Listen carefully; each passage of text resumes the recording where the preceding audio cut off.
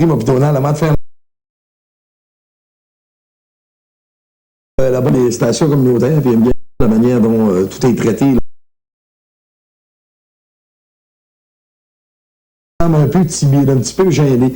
Il y a beaucoup de contact avec les enfants, parce qu'il faut dire, nous, de notre génération, on le connaît surtout à cause de la revue Gros, mais il fait quand même certaines bandes dessinées, là, les deux petits castors, les deux petits écureuils qui est environnementaliste là, au maximum. Je me souviens plus dans quel quotidien, en tout cas, ça paraît, mais il faut dire qu'il touche vraiment les jeunes.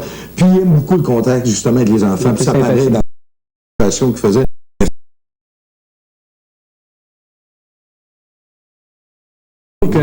C'est quand Guy Tremblay rencontre que Denis va avoir rencontré Gaboury? On devrait diffuser ça lundi soir. C'est parce qu'il faut faire le montage. Oui, c'est ça. On a des images de prix. Même si c'est plus long que d'habitude. Non, on va le monter quand même. Donc, une belle veillée pour toi. Ah oui, ça a été vraiment hallucinant. Maintenant, tu as vécu aussi un autre moment, et ça, j'aime bien ça quand tu nous amènes une émotion d'une œuvre que tu as vue. Et c'est un documentaire. Qu'est-ce que c'est exactement que tu voulais nous dire là-dessus? C'était un documentaire qui a été diffusé à Radio-Québec. Malheureusement, je me souviens plus du titre. Ça a été fait aux États-Unis, ce documentaire-là, il faut tout de suite se le dire. Mais ça a été extraordinaire. C'était sur la survie des oiseaux rapaces à travers le monde. On a parlé plus particulièrement des espèces qui vivent en Amérique du Nord. On a touché quelques espèces qui vivent ici, dont le faucon pèlerin, les oiseaux qu'on tente de réinstaller au Québec, oui, effectivement. Et que Saint-Siméon font un effort extraordinaire pour intégrer cette espèce-là, qu'il faut le dire, là, peut-être encore une vingtaine d'années, était très abondante ici dans la région. Tout ça pour dire que ça se fait de moins en moins. C'est très dommage, parce que si on se souvient au début du cinéma, avant le programme, là, le vrai... Moi, je me souviens, quand j'étais jeune, j'étais allé en voir un au cinéma de Malbaie, à l'Asken Safari, qui nous faisait tout découvrir la faune, la flore de ce coin de pays, là, vraiment nordique. Moi, j'avais trouvé ça super, mais on n'en a plus. On n'en a plus au cinéma. De moins en moins à la télévision. Une chance qu'on a Radio-Québec pour nous en présenter, parce qu'on en a pratiquement pas sur les gens. Je pense que tu touches quelque chose, là. Du bon documentaire. Du bon documentaire. Et c'est là, on a actuellement un débat sur la télévision, parce qu'on voit que 4 saisons ont de la difficulté, les télévisions ont de la difficulté. Or, on donne beaucoup d'argent aux TV d'État. Je pense à Radio-Canada, je pense à Radio-Québec, et je trouve ça déplorable que ces télévisions-là, avec tout l'argent qu'ils reçoivent de l'État, fassent souvent la même affaire que fait des gens privés. Et moi, je le déplore. On se bat pour les codes d'écoute d'émissions. On a ici Bertolino, qui est un des meilleurs pour faire du documentaire. On a eu à Radio-Québec des gens, on avait une tradition de documentaire à l'ONF, mais Radio-Canada, ils sont en lutte de code d'écoute. Radio-Québec, c'est la même chose. Et on nous passe des shows de chaises. Les seuls qui existent présentement, c'est les grands explorateurs. Puis je pense que de moins en moins, là, cette équipe-là a fait de la production. Tout ça pour dire qu'avec tous les problèmes des télévisions, bon, ben, le documentaire, malheureusement, je pense que ça tire à sa fin. Puis si ces gens-là ont écouté ce documentaire-là qui a passé à Radio-Québec, je pense que la survie du documentaire est là pour quelque chose, là. Il va falloir aller voir les grands explorateurs et lire des revues comme Géographie.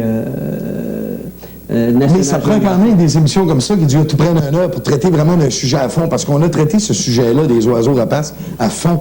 On a parlé de toute l'importance de l'être humain pour la survie de ces espèces-là, parce qu'on se dit, bon, ben, on va prendre garde aux petits oiseaux, mais l'humanité au complet a quelque chose à faire pour la survie. Ouais. On ne se dit pas seulement on les laisse en paix, on les laisse tranquilles, mais il faut penser à tout leur environnement. Parce qu'on sait que les oiseaux rapaces, ça demande d'énormes espaces pour survivre. On peut pas, aussi, la question nous est posée aussi, on est souvent anthropomorphiste, mais au fond, la disparition des faucons pèlerins, la disparition des baleines, c'est la question de notre disparition qui va arriver un jour, parce que on est la chaîne alimentaire, la planète est toute interreliée, et c'est ça qui, dans un bon documentaire, on voit bien que le faucon pèlerin est en voie de disparition, c'est parce que il y a de la pollution, c'est la principale cause, c'est pas nécessairement les méchants chasseurs.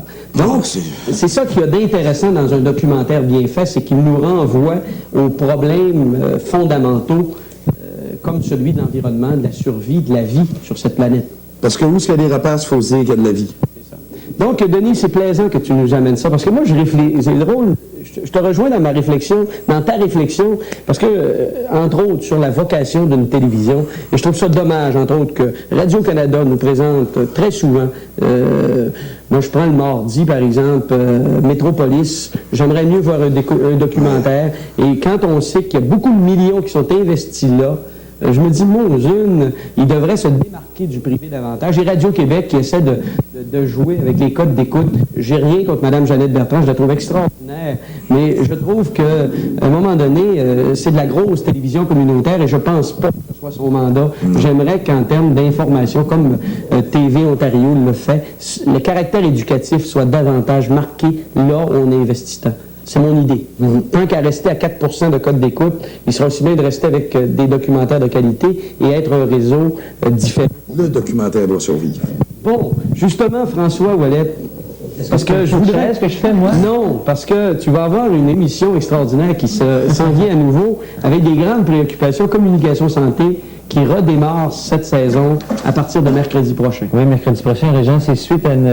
En fait, je dois dire que nous, de la Flamme collabore de très près.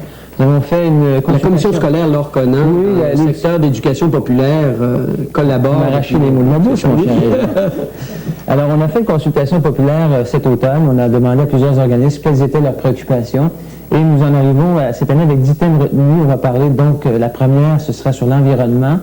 On en avait 4 l'an passé, je ne sais pas si vous avez suivi ça. On va revenir avec une seule cette année qui fera un peu la synthèse de tout ça. Je vais d'abord tout à l'heure la confirmation presque